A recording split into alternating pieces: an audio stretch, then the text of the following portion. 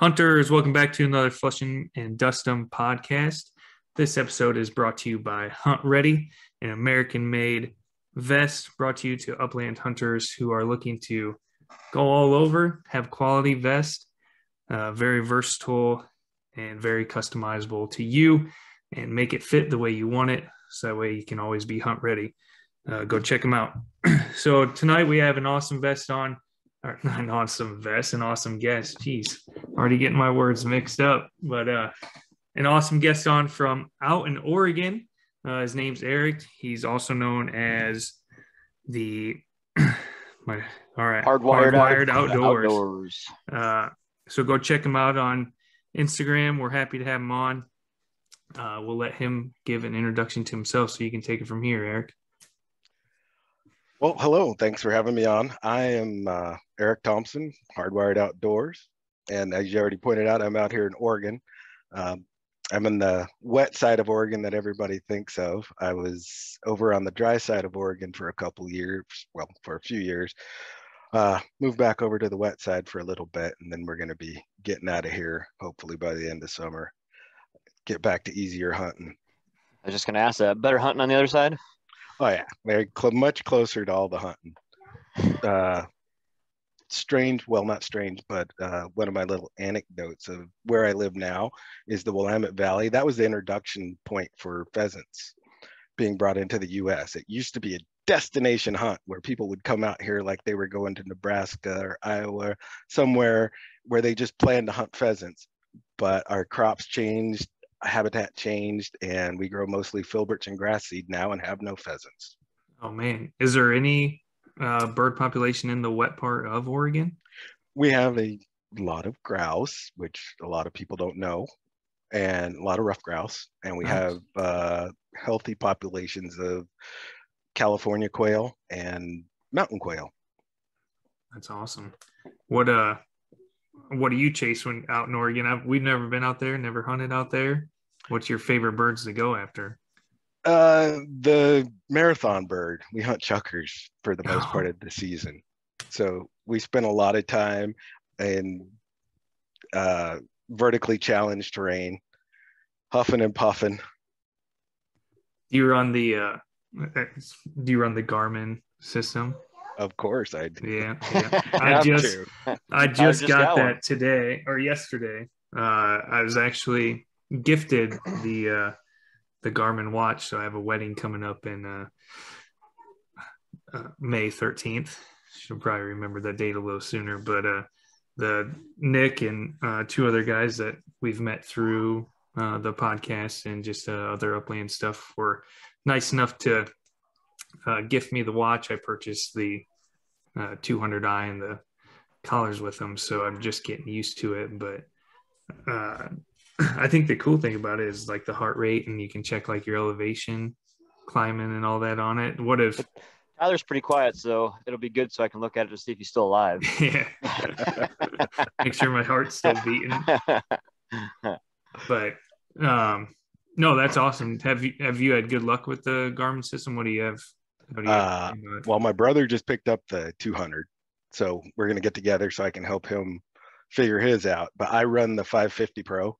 Okay. 550 Plus, not the Pro. Sorry. What's the difference? Pro Plus.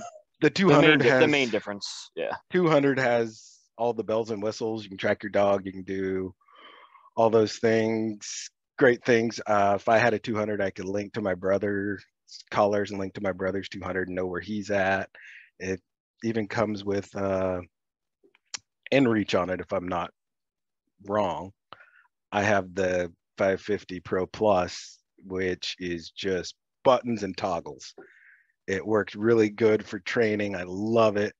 And it's very simple. So I started out with it and the watch. I did not just start out with the system. I started looking at it and everybody was like, get the watch, get the watch. So of course I got the watch and it was no going back. All my buddies now have the watch.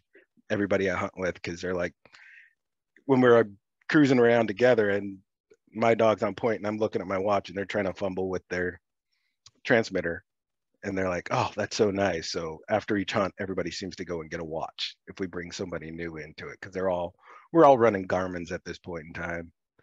And I love the system. I have not had one problem with it other than a little update issue, but that was easy to fix. Came home, updated it. It was great. Nice. What got you into hunting, Eric? I was born into it. Nice. Yeah. Nice. So your dad, obviously, uncles, everybody, that's kind of their thing. Funny story. My dad was just kind of like the camp cook. He was not big into hunting. But my uncles hunted and my older brothers hunted. I'm the baby by like 15 years. Closest brother's 8 years older than me. So they all hunted. So my dad would just go and be the camp cook. He killed 4 deer in his entire hunting career while he was alive. It's funny you say that he's a camp cook. We actually have a camp mom, and it's Tyler. Somehow nobody's camped with me before, and they're calling me the camp mom. They're like, oh, you're the one that's going to take care of everybody. And I'm like, no, you guys are going to fend for yourself. Yeah, he owes us now. He owes us now. I got that nice Garmin. You take care of us. You're grown men. You can take care of yourself.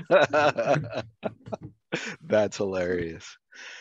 No, so my first hunting experiences, I got trailed along very young when there wasn't like clothing made for little kids to hunt with.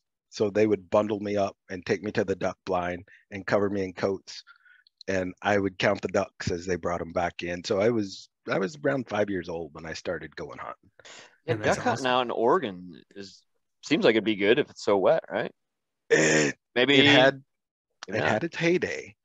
Yeah. And it's good now. Don't get me wrong, it's good. Had its heyday, when duck numbers really plummeted.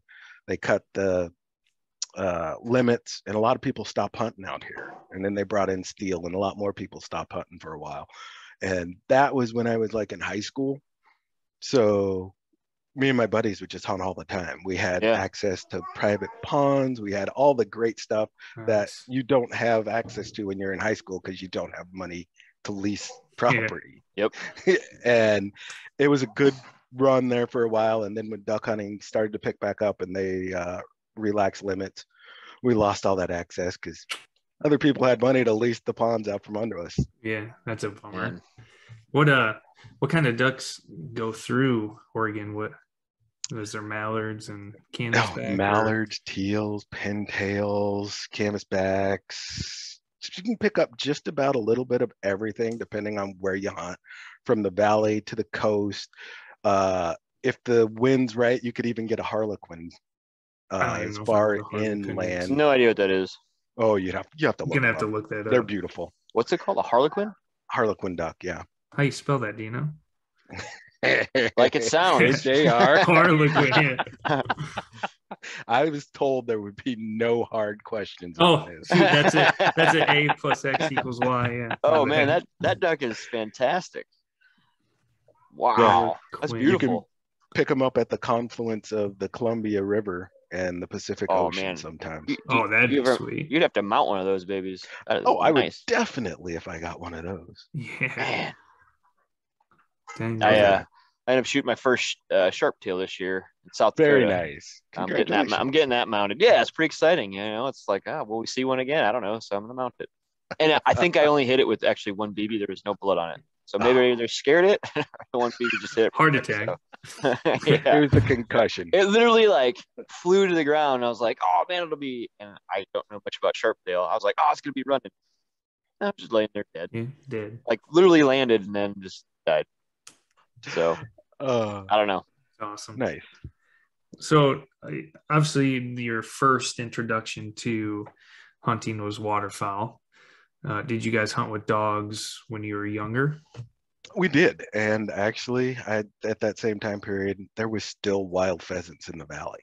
Nice. So we would go out and hunt wild pheasants. And I remember being with my brothers on a refuge that you can no longer hunt here in the valley, and hunting standing corn and having pheasants blowing out of this standing corn. And I'm just a little kid walking there behind them. And it was great. And we always had labs. Everybody in my family had labs. That's why I don't have labs. What drew you to So now you're hunting wire hairs. Yep. And so what drew you, besides your family all having labs, what drew you away from a lab to the wire hairs and pointing dogs? I honestly just wanted something different. I did have a golden retriever when I was in high school that I hunted ducks with. She was great. And after that, I didn't have a dog for a while. Got a German short hair that was a once in a lifetime dog. Nice. There was nothing this dog could do. Accidentally bought him out of field trial lines, had no clue what I was buying, no experience whatsoever. And he was amazing. He was That's big awesome. running, great dog. And when he passed away, I started looking at other breeds and came across Griffs and absolutely loved them. My oldest one I still have my first Griff, and this Hex is my third Griff. I have my first one I got out of Idaho. Well, both of these come out, both my dogs that I got as puppies come out of Idaho. And then I have one that came from the pound.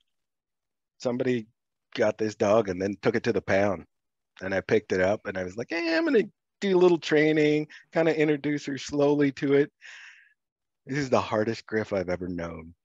I got this dog in September and October. She was retrieving geese. She's only 45 pounds and just an awesome. absolute dynamo out of the blind. She loved hunting out of a blind.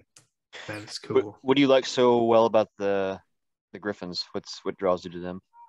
Well, my dogs are, I really enjoy hunting my dogs, and I love to see them have that drive and energy and want to get out there and just kill it every time. But when we get back home, I like my dogs to sit down with me and drink a bourbon and just relax. Well, what's your favorite bourbon of choice? I guess that's around that. Oh, wow.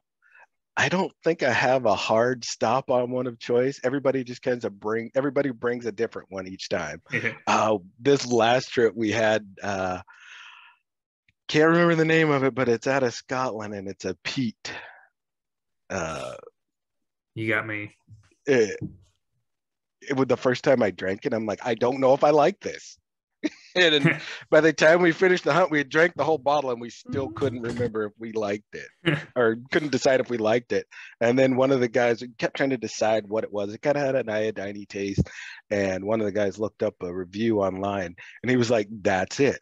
And I'm like, what? He's like, this is the best review of this bourbon. They're like, it tastes like a burning hospital. I'm like, yeah, it's smoky. It's got iodine. Yeah, burning hospital. I can get that.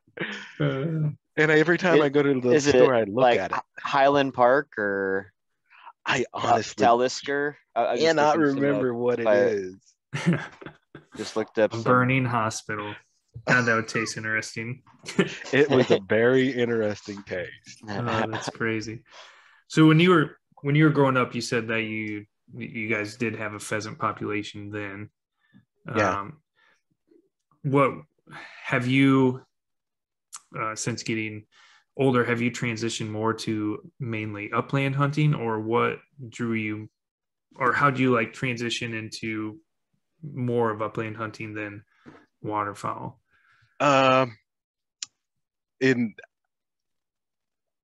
Yes, as I've gotten older, so I've kind of come full circle.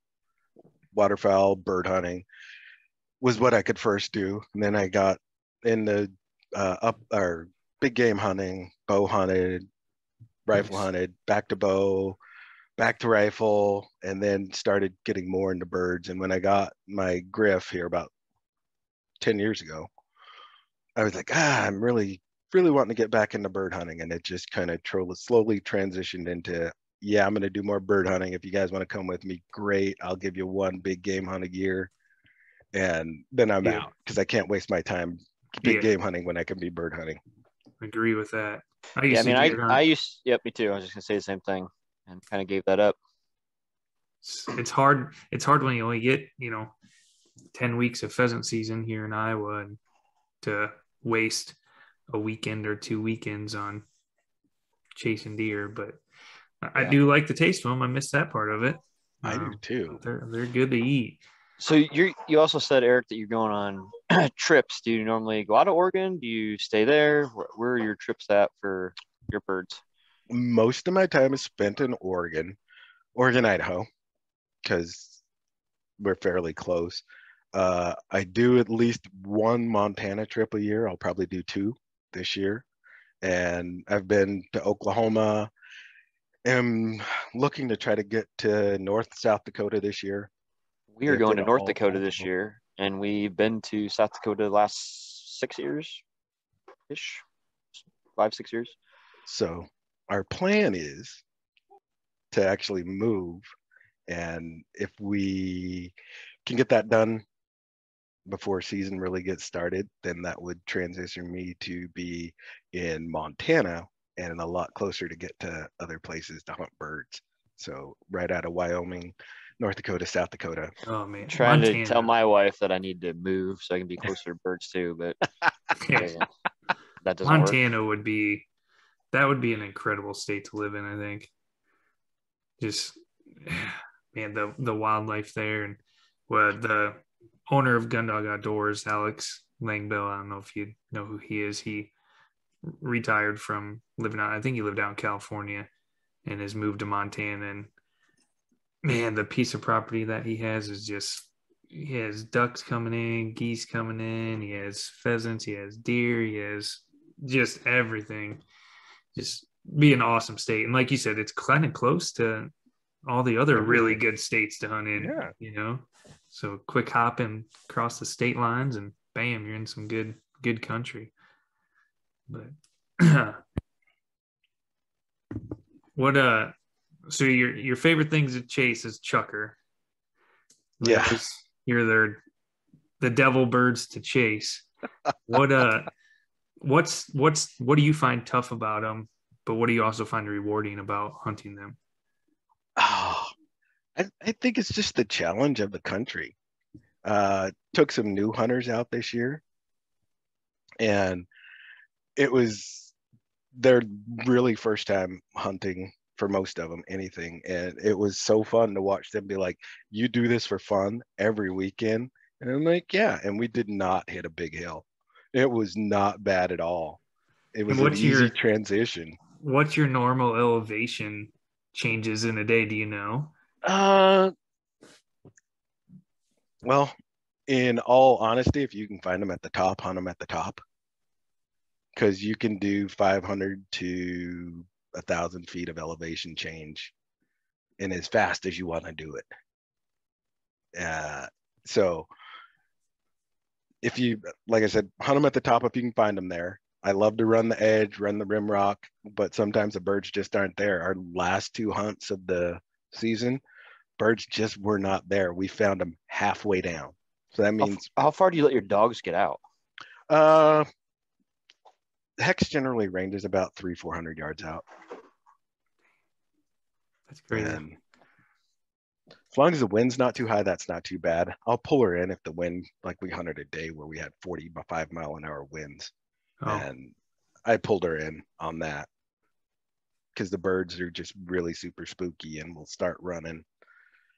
And she'll want to keep them in sight. So yeah, it'll just be a push. Huh. Do you, what boots are you running? Obviously, you're walking mountain ridges, mountain lines.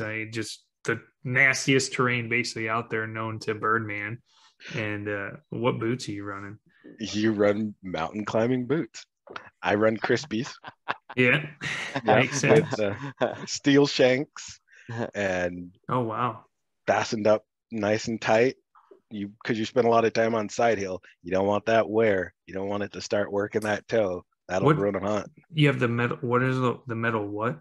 They have metal shanks in them. You put like spikes. Basically. No, not spikes. The shank of the boot keeps it from bending. Oh, so okay. When you're doing that, you don't want any flexibility in your boot. Okay. Having a nice stiff shank to keep that foot from bending. And my girlfriend will go with me sometimes. She went with me one year last season, and she takes the pictures. So if you ever see my picture quality go up, it's because she went with me, and it's way better. But if you ever see it, same with us. Tyler's being camp mom, he always takes pictures. I'm terrible at it. Someone's my gotta do pictures that. are like half of my head. Yeah. But we were going across. It had snowed probably 4 inches, and we're moving across it, and hex goes on point. So I have to step it up, and I'm chucking across this terrain. It's nothing but rocks and falls. And she's like, "How do you move like that? I keep falling." I'm like, "If you're not falling, you're not chucker hunting." Yeah. Are those metal shanks? Are they built into the boot, or is Yeah. it okay? So you have to buy them in the boot. Yeah, Actually, they come. Crispies, they're pricey boot if I remember correctly. They are. Do they last a long time though? I have on a pair right now that this is the 3rd year. I probably put over 3,000 miles on them just hunting and walking. Holy smokes! And they're still my work in the yard shoes because they just feel really good still. Yeah. And They I've must be worn all the That's tread incredible. off of them, and there's no holes. Yeah. Do you know what They're model just a of good crispy boot. they are? The ones I'm wearing right now are the Thors. Okay. The ones that I hunted in this year, I bought a new pair of Guide. Is there a big difference or The pretty Guide, similar? so I love the Thors. They were super lightweight and easy to move across the country in. I wore them in the flat. I wore them in the mountains. I wore them in the rocks. It was all good. Wore them elk hunting in the snow, and Nice. they're uninsulated, and my feet were great. The only problem I found with them is that the tops were low, and I would get debris in my boot. And I didn't want to wear gaiters because a lot of the times I'm already hot and it's Yeah. already warm out, and I don't want to have an extra layer on. So I went with the Guides because they're a 10-inch boot, Okay. and I didn't have any debris in my boot this year. That's the only reason I Can't beat changed. that. Yeah. Because What, we're looking for some new boots actually, so I'll have to look those Yeah. up. When is bird season out in Oregon? It starts in early October. So Okay. right around deer season, that's when we can start chucker hunting. We can start grouse hunting in August, Oh wow. and quail hunting, I'm not sure. It's Yeah. usually pretty early, I think. I would have to look. I don't actively go out and hunt quail. It's a Yeah. opportunity bird, and I don't actually go out and actively hunt grouse, despite everybody's confusion about why I don't. It's just, every year I say I'm going to go out and hunt grouse this year, and then it comes around and I'm like, Is your seasons basically done by the end of December then? chucker season and quail season, and chucker, quail, and waterfowl in the end of January. So Oh nice. You got a pretty decent season then. we get a pretty good run. Yeah, Ours that's feels nice. super quick. Yeah. It opens up end of October, so October 31st or last weekend in October, and then January 10th. So it's boom, boom. So basically, first week in November, and then Yeah. first weekend in December, second weekend in January. Done. And it's usually like the hunting gets good about mid-December. Yep. But the last 3 weeks. Gets too hot in Iowa. Yeah. Yeah. What are your temperature ranges usually out there during season? Oh, it's crazy. Most of the time it's too hot. So we only get a half day hunt, especially when I'm hunting chuckers on the east side. It's a little warmer over there. And it's a little colder in the winter, except for chucker season. For some reason, we'll get up in the 70s. Yeah. And my dogs, it's just too hot to run my dogs when it gets like that. So Yeah. I'm already carrying a ton of water. Yeah. Is it pretty humid out in Oregon? Not on the east side of the mountain. That's high Okay. desert. So Okay. it's nice over there. I like if I could run at 30, I would be perfect Yeah. all day long. I love those temperatures right below freezing. Mhm. Perfect. You also run with a hunt ready vest, is that correct? I do. Tell us what you think about that, baby. I just picked that up last year, and it was a game changer because I had hunted. How so? Yeah, I what were you hunted- running before? A game hide? Like Nick? I had a Tenzing, I mean, and it was a good vest. It was great. It had plenty of capacity for water and everything I wanted to store in it, but I didn't realize how much I was carrying on my shoulders. And with my hunt ready vest, it was absolutely put that on, and I'm like, oh my god, I'm free. This is Mhm. great. Yeah. If you what how do you have it set up? Like your different pouches and where your water bottles and stuff are? I have the regular size water bottles set right behind my shell rail on the right, and my pouch on the left. And then I have the 32 ounce set for the dogs. Okay. Back on the bag. And I'm probably going to get rid of the pouch and put another shell rail on. I really like my shell rail. Yeah. Do you carry much personal gear outside of your shells? No, I don't. I carry well, not a lot, but the essentials to get my dog back to the car if something happens, to take care of my dog if it gets into a porcupine. And outside of that, I mean, my pouch ran a granola bar for most of the year, and I had a single granola bar in there that I finally ate on the last hunt. It wasn't expired? Yeah, I don't know. I was hungry. I needed the energy. I was at the bottom of a canyon and had to climb all the way out, and I'm like, I'm eating this thing. Yeah. We one of the new pouches that they have, that rat roll. I don't know if you've saw it. That. And I'm super excited to try to have that this year, just with I don't know how big trapping is per se out in Oregon, but it is something here in Iowa. And so we're carrying wire cutters and an extra knife and just some other, how you were saying, we don't have porcupines out here, but something to pull out, if they get stuck with something, be able to pull it out and whatnot. And I think that'll be a really nice system to have set up. Speaking of porcupines, have your dogs ever ran into one? So I'm going to knock on wood right now. Since my GSP, I have not had a porcupine. He got a porcupine in the middle of the desert, and he comes back face full of quills. I get him down. He lets me pull them all out and get them all taken care of. And the good thing, I didn't have GPS collars at that time, but I was running a electric collar. And the minute I let him up, he beelined right back for that porcupine. He was going to kill it. Damn German dogs. And I zapped him and called him back. But I had to hold him. I had to leash him up to get him away from that porcupine. That porcupine hurt him, and he was going to kill it. This year, I had my brother's dog, which is another German dog, and her first year hunting. So she was 9 months old, had never really been out much before. And I took her to Montana with me just to get her out in the field, let her get her puppiness out. And she goes on the most beautiful point. She pulled the whole time.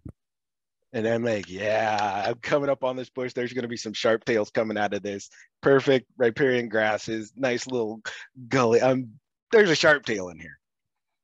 I get up there and I get around the bush from her. She's on point, probably 4 feet off the bush. Hex is probably 6 feet off of her, backing her. And I'm coming around to kick this bush, and I see this porcupine trying to climb up in it. And I'm like, oh my God.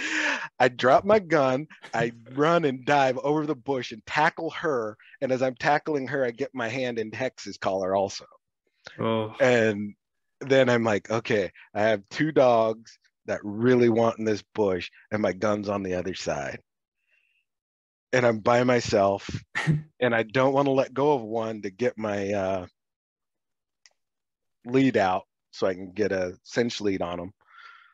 So I grab both of them in one hand and walk around, grab my gun, and then I switch them back and I drag both these dogs up the hill. And Hex is pretty good. She's going along. She's like, yeah, there's something in there, I know.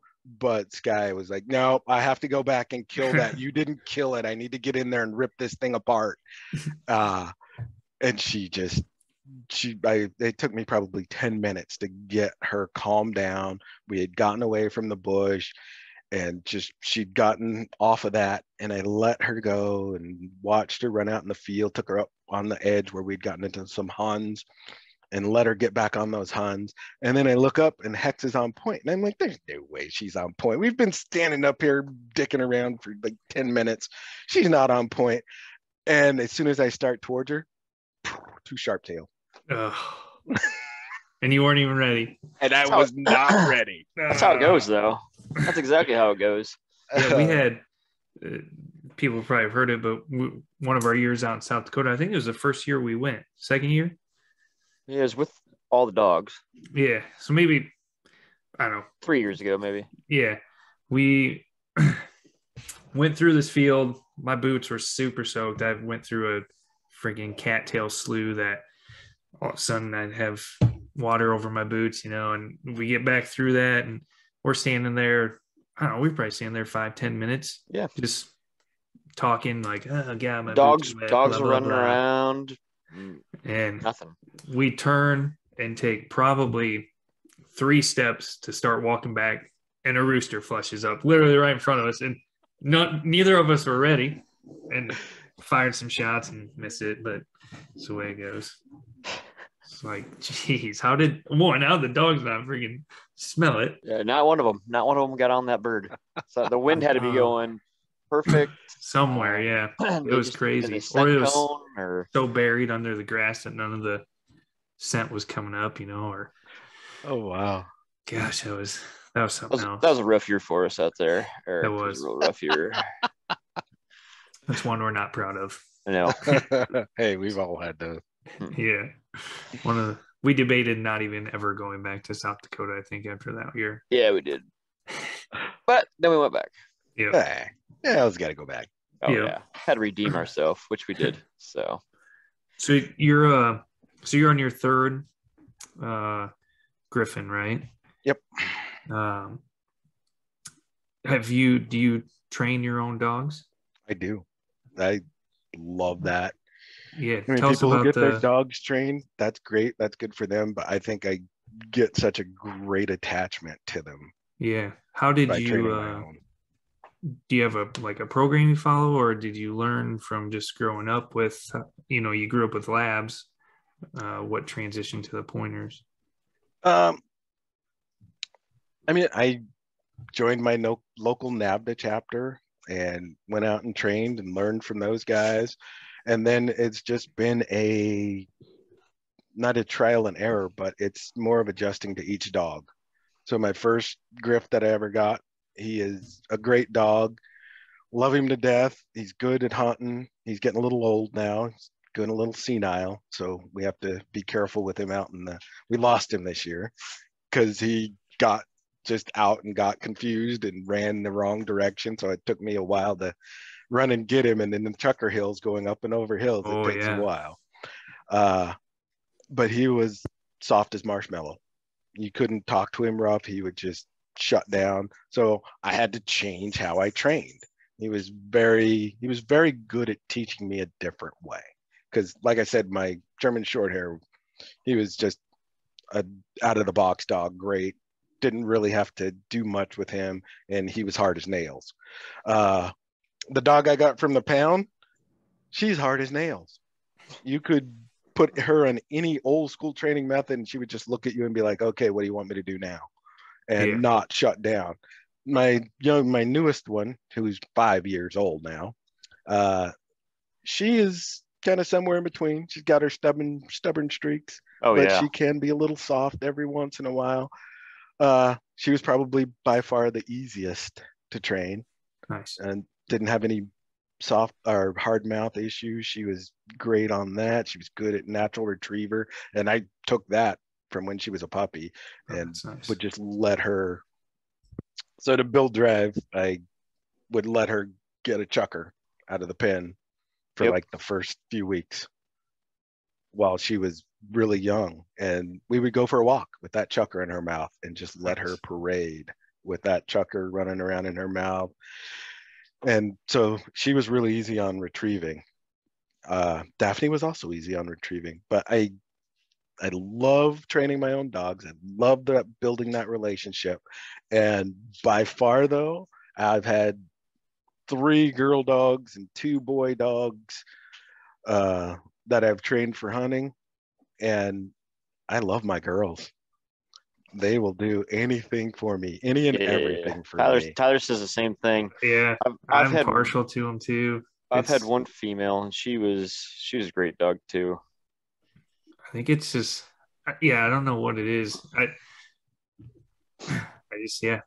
like the way she interacts. Like I'll be setting her up on we're working blinds or lining memories, and I'll set her up beside me, and I'll want her just a little bit further this way, or a little bit closer to me to line her up perfectly, and I'll give tap on my leg and give here, and she'll just nudge right up against my leg and rub up and look at my hand, like wait to see where it goes, and she's a pretty smart little girl. But I do love the one thing, the male. I do love his energy. Like he has the go. She doesn't have as much go as he does, but she uses her head a little bit more than what he does. He'd be the one that would go through like a brick wall if he had to, I guess. But she wouldn't. She's a little softy. And Diesel, he's good. That's my black lab, but man, he can be a stubborn son of a bitch. Man, he can be stubborn. Even like in his old, he's gonna be 8. And still, there's times I'm like, dude, like, you're not supposed to do this. Like, what? Come on. Like, and it's just, he always just wants to test me a little bit. Always testing me. Exactly. And I'm like, dude, you're an old man. You're almost an old man. Like, stop it. Now he's getting to that grumpy old men stage. Yeah, I actually was telling Tyler about him today. Like, I told him like my girls have a little table and we always make him eat dinner there and stuff. And I told him to sit, and he sat and didn't move. And the second I walk out of the room, all of a sudden I hear like he accidentally must have hit a fork, and I heard something ding. And I come back out, and there he is going after food. And I said, "What did I say?" And he just sits down. And I'm like, acts like he didn't even do anything. And I'm like, get over here. So then I make him go back and sit in his, and then I just tell him to kennel, which is, it's not a kennel, it's just like a place. And he goes in this little bed and he'll stay there and he won't move as long as he sees me. But the second I leave that room, he sneaks away. I'm like, always testing me. Yep. So do you have you said when you were training your young dogs that you'd let them grab a chucker out of the cage? Do you raise your own birds? I was for a while. Okay. In between when we were in Central Oregon, I had chuckers, I had pigeons. Nice. I had everything and use those for training. Yeah. My dogs, other people's dogs. But now that we've transitioned over here, all my pigeons have kind of lost them over the course of the last year and a half, almost 2 years, and I haven't gotten any new ones. And I trained with all the chuckers, so they're all gone, and just waiting on the move before I start restocking. Yep. Don't blame you there. That'd be hard to move a bunch of pigeons. Be moving a little too far to be homing pigeons. I don't think they'd refine the home. So where do you look? What's a trip that you look most forward to doing? Like what state? Honestly, I am just flatly in love with Montana. So this trip to Montana this year started out with me being there solo for a couple of days. So I was like, Montana has chuckers. I'm going to shoot down and see if I can find chuckers in Montana. So I spent a couple days in the hills down there looking for chuckers in Montana. I found them. And I know where I'll go back and hunt them again. It was pretty cool. If you want to drop us some pins, we're fine with that. I'll give you a hint. When you drive into the area, there's a sign that says you are now entering grizzly country. Grizzly bear country. I feel like I see that sign in more than one place. You want to be a little more specific.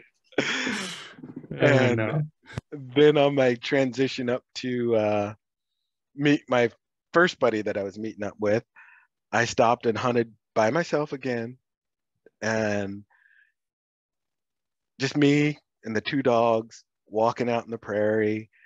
And I'm looking at this spot over here and I'm like, man, it looks like there's birds there. And we get about halfway there, hex on point, put up probably 6 sharptail.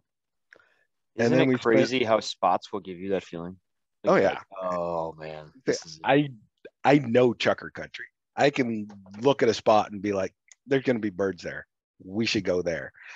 Maybe I have a learning curve on getting these prairie birds, but I think I'm getting it down now that I've been out there a couple of times. Oh yeah. Because we got birds up that first time, and then we spent probably another 3 hours walking around that same area, getting up different coveys. And we're the only people out there. There's nobody even close to us. And I don't think anybody would have looked at this spot when they were driving by and been like, oh, I'm going to stop here and go hunt. And then we moved on up, met my other buddy, had dinner in Lewistown, and went out with him and had a great time pheasant hunting just around there. And then we went on over and met up with my buddy Ken, and then spent 3 days over there in the eastern part of Montana with Ken, hunting sharptails, pheasants, and that's another great story. We were hunting sharptails. We'd had a great day pheasant hunting, and we'd seen a bunch of sharptails and figured out that it was actually in block management. So we went back there that next day and walked it and put up multiple coveys. But I get to the end of this walk, and Hex is on point. I walk up, I flush. Sky has, once again, this is her first hunt, not a lot of exposure, and she's a little hard-mouthed. So I drop a sharptail, I grab her by the collar, I call Hex back, I send Hex for this sharptail, pick up the sharptail. And she just goes out about 20 yards and then hooks a left. I call her back and I'm like, no, come back. And I send her out again. She does it again. The third time, I'm like, screw it. Sky saw it. I'm just going to send her for it. I send Sky. I look over. Hex is on point about 40 yards from where we got the first covey up. And I'm like, I walk over there. Up come sharptails. So she was more interested in the live bird. Yeah. Yeah. So always trust the dogs, right? Always trust the dogs. And she's done that more than me in Montana than anything. Because I'm like, no, there's not a bird there. It's right there. And she's like, nope, it's over here. And every year, at least twice, she has to retrain me to listen to the dog. Oh, yeah. Yep. I've been there many a times. It's like the dog takes off and I'm like, there's not a bird over there. You know, it's like they don't look like they're completely birdie or something. It's like, come on, let's go. Next thing you know, a rooster's getting up. It's like, yeah. Of course I wouldn't listen. And so we finished out that hunt over there, had a great time hanging out with my buddies, and then everybody was getting ready to go home. And I was like, well, I still have a few days, so I'm going to shoot back across the state, go hunt some huns. And went up, met up with another friend, Steve, and stayed at his house with him and his wife, and went out and shot huns on the Canadian border. I didn't realize Montana had that plethora of upland birds. I didn't either. Like, yeah. No idea. I didn't know they had Sharpies out there and huns and pheasants and sage grouse. Man, they got everything. No That's wonder where I got my first sage grouse. Yeah, they're a wild looking bird. Yeah.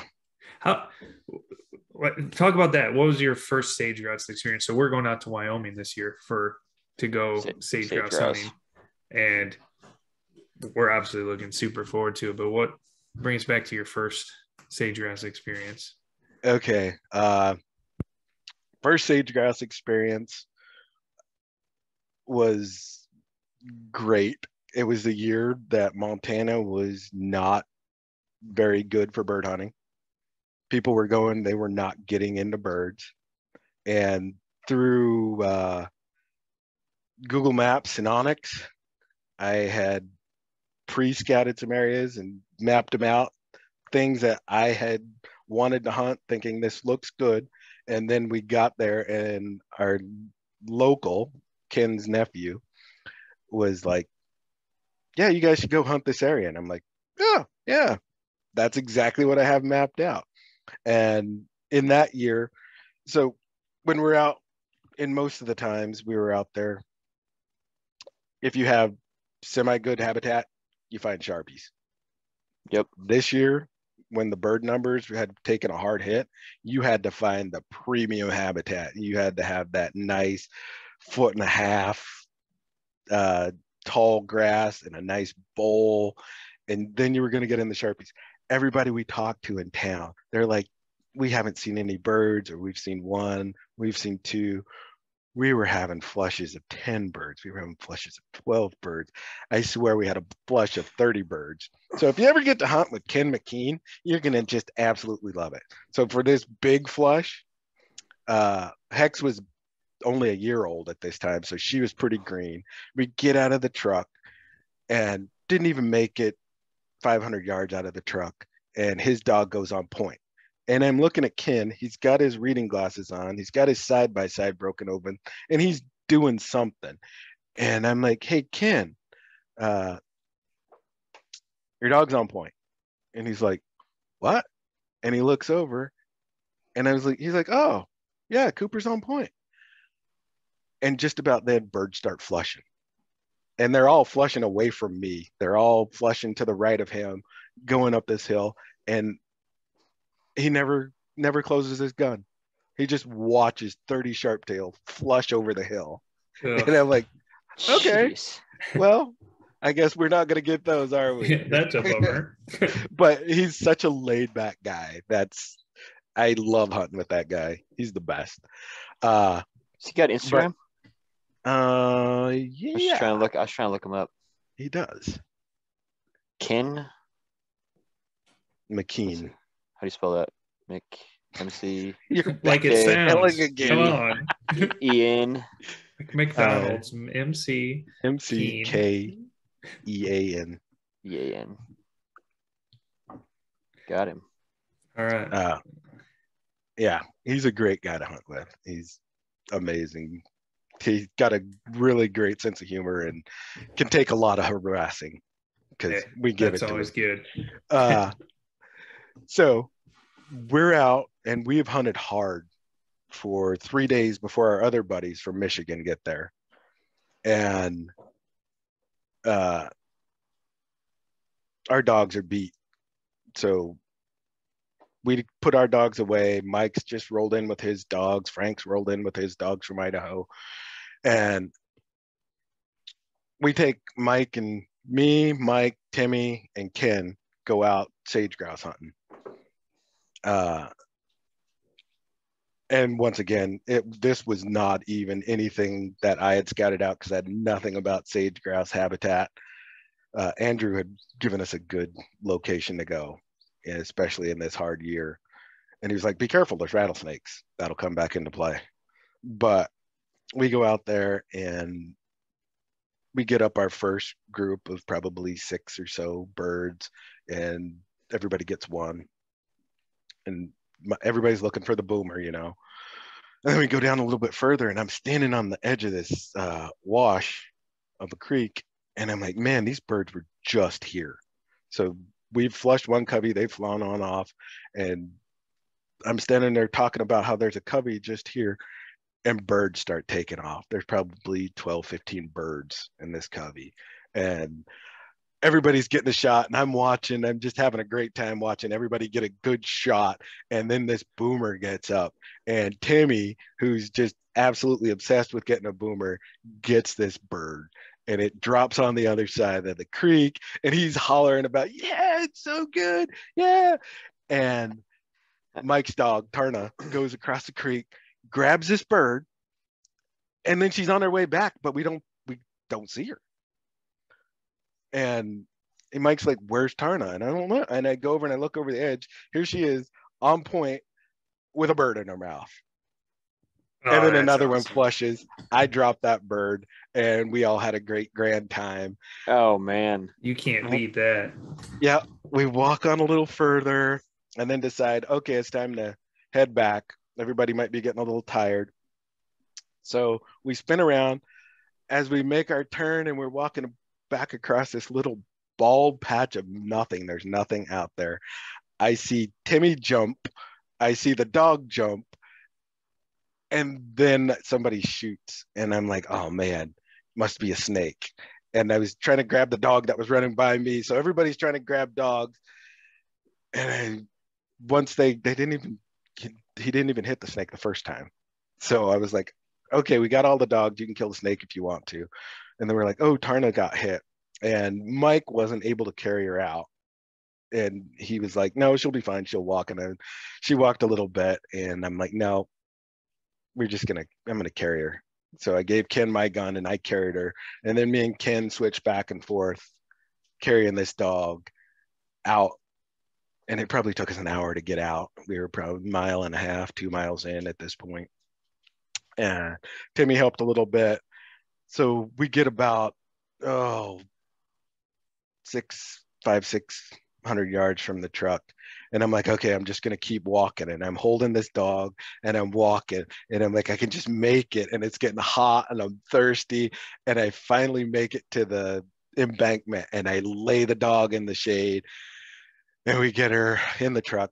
And after I get some water, we spin around and get her to the vet. She was fine after that. But it was a good hunt that had a horrible ending.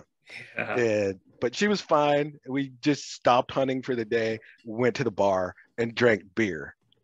Can't beat that. That's how we ended that day. What's a sage grouse like when it flushes? Does there a certain sound, or is it pretty distinct when it gets up? Oh, you're gonna know it. It's like a 747 getting up. Really?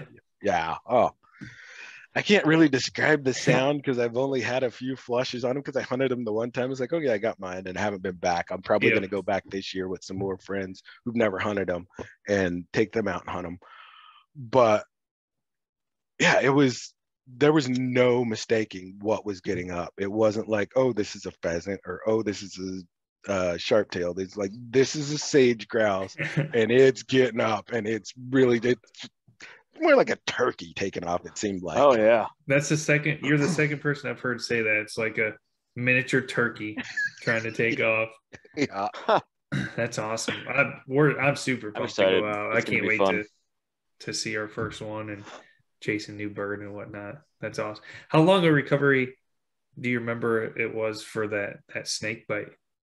Oh, they took her in, put her on an intravenous IV and just watched to make sure there was no infection at the bite site. The doctor really wasn't worried about the venom. And 2 days later, she was out. Oh, that's not bad. Yeah, I was going to say, how long would you have had before she would have possibly died from something like that? From what I know, it's more like if you're allergic, that's what gets you. If your dog's allergic, that's what gets them. Otherwise, they tend to recover and go about their business. Really? That's nice. No idea.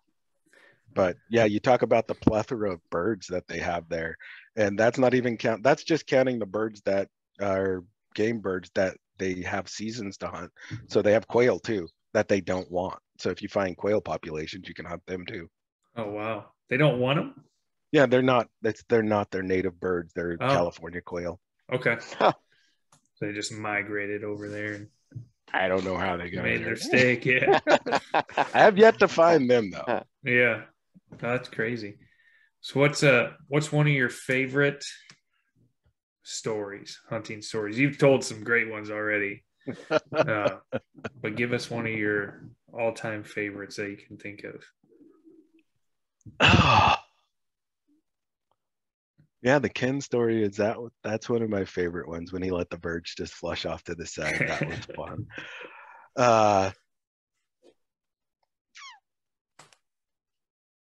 I have a buddy, Brody, that actually I got him into hunting.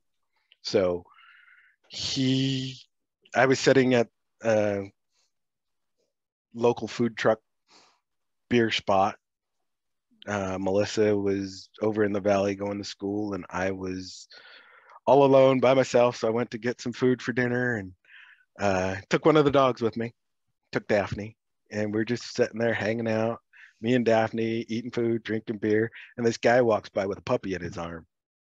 And I was like, hey, nice baby Griff.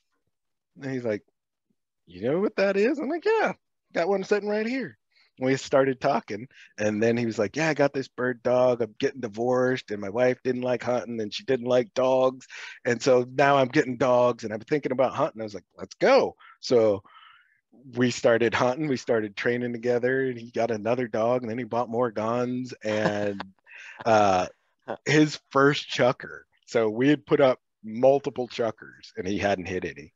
And we had gone to our super secret honey hole and got him down there, and birds are getting up off this hillside, and I keep dropping birds off this hillside, and he comes over and he's like, wait, let me get a shot. So he gets up there, and these birds just are holding tight and flushing in singles, and he got one that flushed out beautifully, and pop, I got the whole thing. I got to take the picture of him. I got to take the picture of his dog doing the retrieve. Nice. And I got everybody there together. And that's one of my favorite hunts, because he was just come from a situation where he had never hunted before, and in a relationship where his wife didn't like hunting. She was a vegan. And once he got rid of that, he was like, oh, I'm just going to go hunt crazy. And it sounds like he did. His wife was a vegan. Guns and yeah, gun safe. He went from no guns to gun safe and guns. Oh, that's awesome. Do you still hunt with him today? I do. Nice. Yeah. Nice. That's awesome. Very cool. He's one of my chucker hunting buddies. Yeah. Yeah, we're gonna try chucker hunting someday. Yeah, we are. We got some people that we know that keep talking about it, and it sounds treacherous, like just the landscape that you guys walk. And I mean, Iowa, we have some, I don't know, hillsides, but no, big 5,000, climbing 5,000 feet in a day or something like that. So I think that would be pretty interesting. Probably have to bring a bottle of oxygen with us, but we'll still survive. So the reason why I hunt so steep is because that was close proximity to me and it was easy to get to. Yeah. There are places in Oregon that you can get, and in Idaho, that I see guys walking on what is like flat ground, and I'm like, why am I not hunting chuckers there? Yeah. But don't you think though, like, so obviously you're probably hunting public land out there would be my guess, right? Yeah. I mean, a lot of times the birds are where the people probably aren't going to go normally. Like the plethora of birds, the number of birds, right? Or is that maybe different out there than it is kind of here? Nope. It's the same. 2 years ago, I took my brother and my nephew. My nephew was living back in Wisconsin at the time, and he'd come out and he was like, I want to go hunting.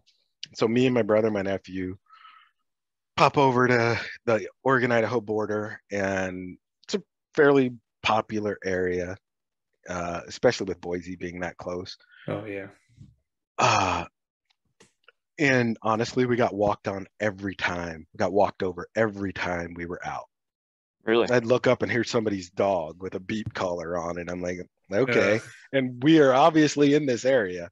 So I just kept pushing. And finally we were like at this wilderness area. And I'm like, you know what? That looks like chucker country. Let's walk back there. We walked just a little ways off the road, 200-300 yards up over a little hill, boom, into chuckers. Chucker nice. Sign everywhere. Chuckers calling. So this is late in the season. Early in the season, the birds will call and you can hear them and you can find them in that way. Late in the season, they've shut up. Everything's quiet and you're just relying on your dog and your eyeballs. These birds were in calling, and nobody's going back there because it's wilderness and you can't ride a forest side by side in there, or you can't drive in there. So everybody just is like, nope, I'm not going to hunt that. We had easy, quick hunting access, and we got into so many birds. That's awesome. If people hadn't pushed me out of the area, I probably would have never found. Little diamond in the rough back there. Yeah. Just can't beat it. That's what we found here too. You get off that little bit of the beaten path, and you're going to find birds. Oh yeah. It just takes a little bit of do a little extra walking. Yeah, I have no problem walking. Yep. Good exercise. So, well, Eric, we appreciate you coming on the podcast. We had a ton of fun tonight. Yes, thank you, sir. Lots of great stories, and Hopefully we can make it out to Oregon, definitely Montana. Holy smokes. Yeah. After talking to you, we're going to have to go out there sometime, and maybe we'll meet up with you after you move out there for a hunt. Yep, keep in touch, because my motto is have dogs will travel. Oh yeah. I would go anywhere to hunt birds. Yeah, Absolutely. So awesome. Well, we appreciate it, and you have a good night. Thanks, Eric. Have a great night, You man. too. Thank you. Yep. Bye. Bye. Bye.